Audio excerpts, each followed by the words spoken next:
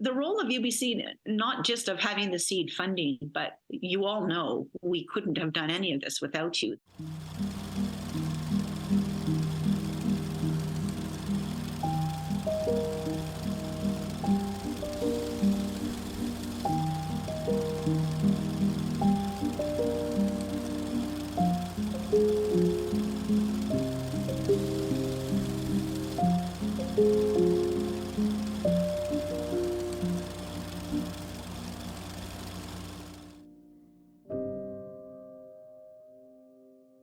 For us, it was about building relationships, letting people know the services we provide for our seniors, and also building awareness on caregiver respite and caregiver stress and how we can help.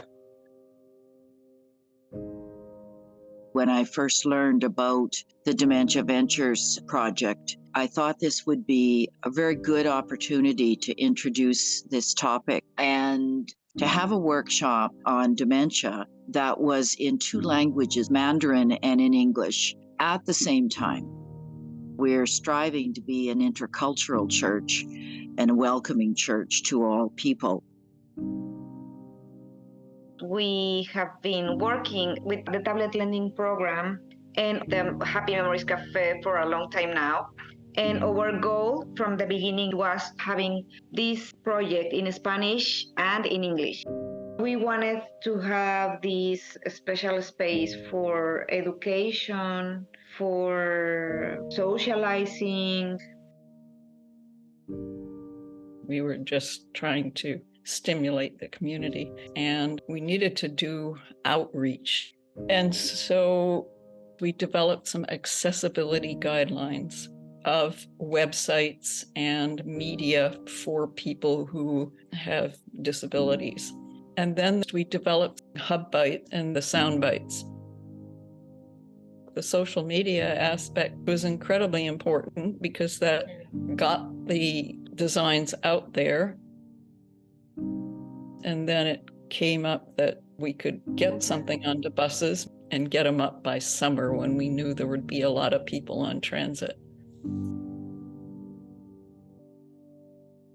From the DRA, we had this wonderful vision of having a park program, and we got approval to start a small garden at Balaclava, and we had some of our local artists help and run workshops, and we're starting to add some outdoor movement, walking or Tai Chi and so on. It was nice to have different partners from the Seniors Hub join and come together and make new friendships. We're really trying to build those relationships to offer an indoor space during colder months, and then in the spring we could move back to the park. During the summertime was the summer seniors outdoor activities. Everybody was invited. We had like exercise, arts class, music. These last 2 months, and the final day we had a celebration.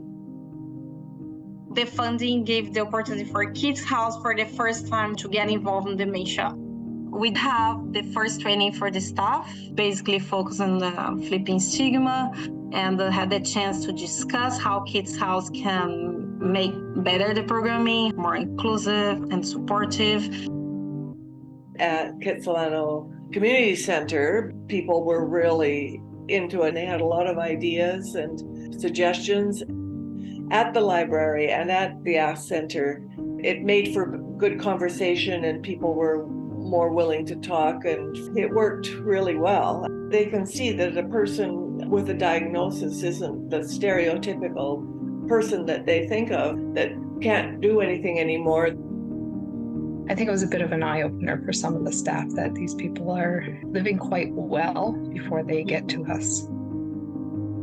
If anything, the dementia workshops have opened the door, talking about the myth and just creating an opportunity, a safe place to talk. The education part for people, I think that is what I've been hearing has the biggest impact right now, that people are learning about it, which also creates more awareness in the community.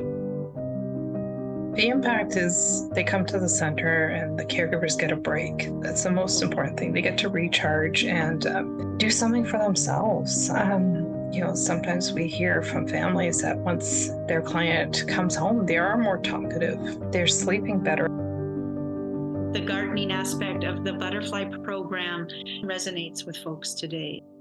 The impact, I think, was the realization of the magnitude of social isolation. Truly, there's many, many people who just want somebody to talk to, and how difficult it has become to do that.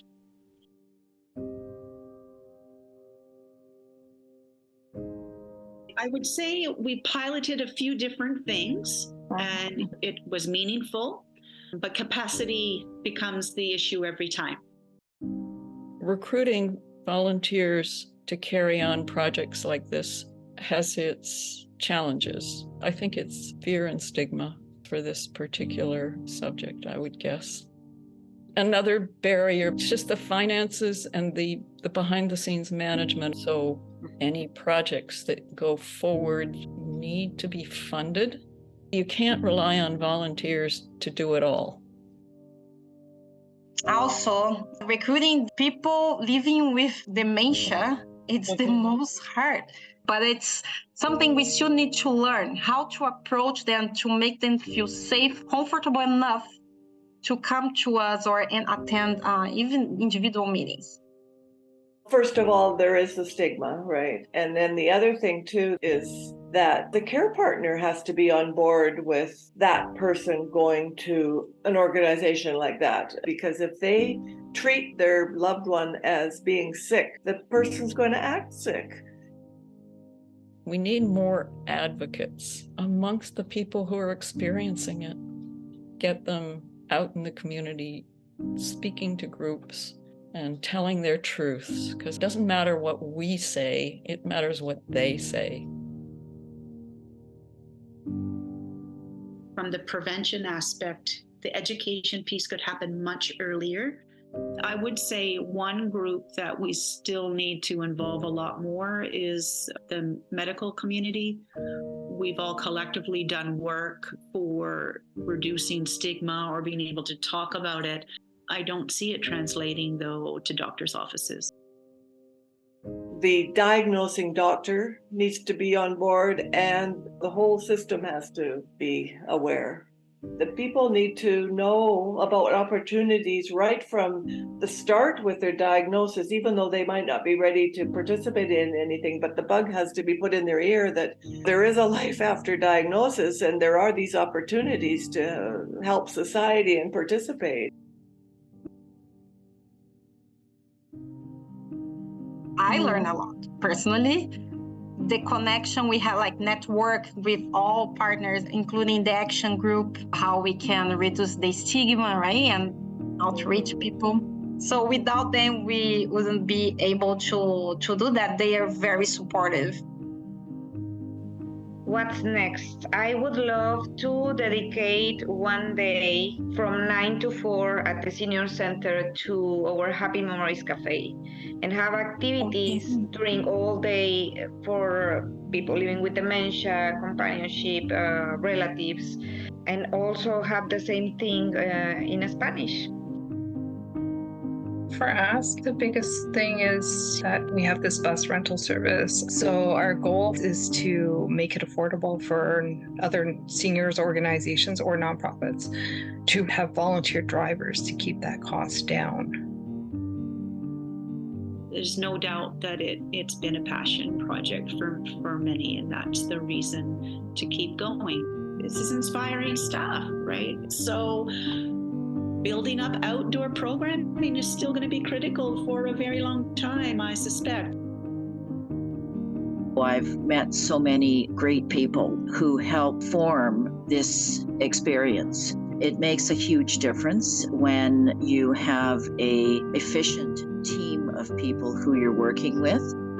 I'm just one little tiny person, but you've made a huge difference to many people. So thank you for making this a reality. My hope is that everyone that's going to work with seniors to become familiar with flipping stigma.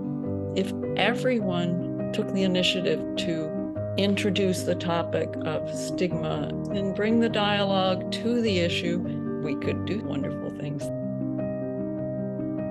My perception is now we are starting.